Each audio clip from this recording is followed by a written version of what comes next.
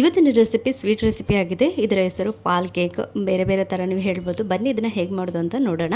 ಫಸ್ಟಿಗೆ ಒಂದು ಪಾತ್ರೆಗೆ 1/4 ಕಪ್ಪಷ್ಟು ಮೊಸರನ್ನ ಹಾಕ್ಕೊಂಡಿದ್ದೀನಿ.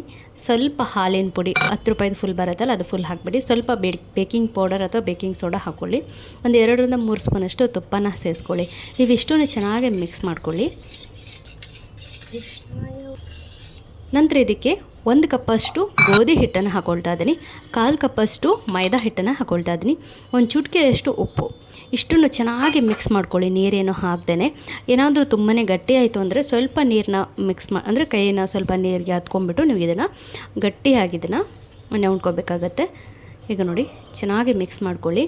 ನಾವು ಚಪಾತಿ ಹಿಟ್ಟು ಎಲ್ಲ ಕಲಿಸ್ತೀವಲ್ಲ, ಸೇಮ್ ಅದೇ ರೀತಿ ಇದ್ರೆ ಆಯಿತು. ಪಾಲ್ ಕೇಕ್ ಅಂತಾರೆ ಅಥವಾ ಗೋಧಿ ಹಿಟ್ಟಿನ ಜಾಮೂನ್ ಅಂತಲೇ ಹೇಳ್ಬೋದು. ಸ್ವಲ್ಪ ಜಾಮೂನ್ ಥರನೇ ಇರುತ್ತೆ ಟೇಸ್ಟ್. ಮಾತ್ರ ಜಾಮೂನ್ಗಿಂತ ಸ್ವಲ್ಪ ಬೆಟರ್. ಅಂದರೆ ನಾವು ಮೈದಾದಲ್ಲಿ ಜಾಮೂನ್ ಮಾಡ್ತೀವಿ, ನಾವು ಗೋಧಿ ಹಿಟ್ಟು ಸ್ವಲ್ಪ 1/4 ಕಪ್ಪಷ್ಟು ನಾವು ಮೈದಾನ ಸೇರಿಸ್ಕೊಂಡಿರೋದು ಅಷ್ಟೇ. ಈಗ ಚೆನ್ನಾಗಿ ಮಿಕ್ಸ್ ಮಾಡ್ಕೊಂಡಿದ್ದಾದಮೇಲೆ ಏಲಕ್ಕಿ ಪುಡಿ ಸೇರಿಸ್ಕೊಳ್ಳಿ. ಫಸ್ಟಿಗೆ ಪುಡಿ ಇದ್ದರೆ ಸೇರಿಸ್ಕೊಂಬಿಡಿ. ಈಗ ಏಲಕ್ಕಿ ಪುಡಿ ಹಾಕಿದ ಮೇಲೆ ಒಂದ್ಸರಿ ಚೆನ್ನಾಗಿ ಮಿಕ್ಸ್ ಮಾಡಿ ಇದನ್ನು ಸೈಡಿಗೆ ತಿಟ್ಕೊಳ್ಳೋಣ. ಸೊ ಹೀಗಾಗಿದೆ ನೋಡಿ, ಸ್ವಲ್ಪ ರಫೇ ಇದೆ ಇದು, ಹಾಗೆ ಇರಬೇಕು ಕೂಡ. ಈಗ ಒಂದು ಪಾತ್ರೆಯಲ್ಲಿ 1 ಕಪ್ ಆಗಷ್ಟು ನಾನಿಲ್ಲಿ ಸಕ್ಕರೆನ ತೆಗೆದುಕೊಂಡಿದ್ದೀನಿ. 1 ಕಪ್ಪಿಗೆ 2 ಕಪ್ ಆಗಷ್ಟು ನೀರನ್ನ ಸೇರಿಸ್ಕೊಳ್ತಾ ಇದ್ದೀನಿ. ಈಗ ಮೇಲಿದೇನಾದರೂ ಕಸ ಇದ್ದರೆ ಅದನ್ನು ಒಂದು ಸಾರಿ ಫುಲ್ಲು ನೀರನ್ನ ಚೆಲ್ಬಿಡಿ, ಮತ್ತು ಸ್ವಲ್ಪ ಕಸ ಇದ್ದರೆ ಈ ರೀತಿ ತೆಗೆದುಕೊಳ್ಳಿ.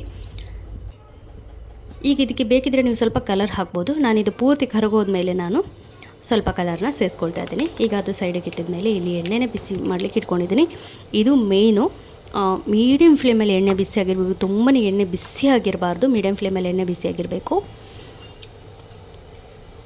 ಈಗ ಇದನ್ನು ಲಟ್ಸ್ಕೊಳ್ಬೇಕು. ಆದಷ್ಟು ದಪ್ಪಗೆ ನೀವು ಲಟ್ಸ್ಕೊಳ್ಳಿ. ತುಂಬ ದಪ್ಪ ಬೇಡ ಅಥವಾ ತುಂಬ ತೆಳ್ಳೂ ಬೇಡ, ಮೀಡಿಯಮಲ್ಲಿ ನೀವು ಇದನ್ನು ಲಟ್ಸ್ಕೊಳ್ಳಿ. ನಾನು ತೋರಿಸ್ತೀನಿ. ಸೈಡ್ ಈ ರೀತಿ ಸ್ವಲ್ಪ ಕಟ್ ಮಾಡ್ಕೊಳ್ಳಿ, ಅಂದರೆ ಅದರ ಸ್ಕ್ವೇರ್ ಶೇಪ್ ಇರಬೇಕು.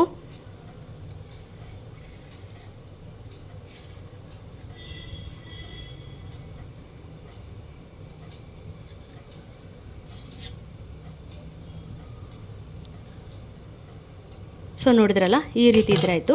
ನಾನು ದಪ್ಪ ತೋರಿಸ್ತೀನಿ ನೋಡಿ. ಇಷ್ಟೇ ದಪ್ಪ ಇರಲಿ, ತುಂಬ ದಪ್ಪ ಬೇಡ ಅಥವಾ ತುಂಬ ತೆಳ್ಳೂ ಬೇಡ. ಸೊ ಇಷ್ಟೇ ದಪ್ಪ ಇದ್ದರೆ ಸಾಕು.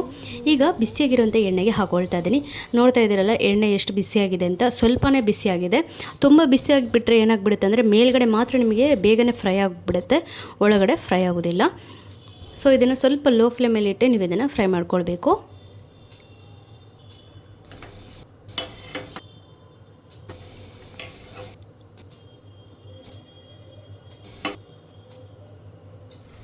ಸೊ ನೋಡಿ, ಈಗ ಸ್ವಲ್ಪ ಕಲರ್ ಚೇಂಜ್ ಆಗ್ತಾಯಿದೆ.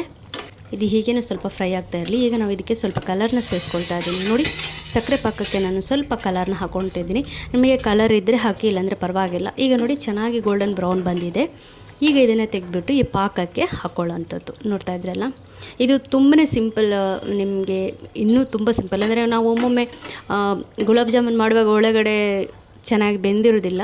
ಸೊ ಇದು ಸ್ವಲ್ಪ ಹೆಲ್ದಿ ಅಂತಲೇ ಹೇಳ್ಬೋದು. ಅಂದರೆ ಸ್ವಲ್ಪ, ಯಾಕೆಂದರೆ ನಾವು ಎಣ್ಣೆಲೆಲ್ಲ ಫ್ರೈ ಮಾಡಿ ಪಾಕಕ್ಕೆ ಹಾಕ್ತಾ ಇರೋದು. ಆದರೆ ಮೈದಾ ಹಿಟ್ಟು ಉಪಯೋಗಿಸಿಲ್ಲ, ಸ್ವಲ್ಪ ಕಮ್ಮಿ 1/4% ಅಷ್ಟು ಯೂಸ್ ಮಾಡಿರೋದು.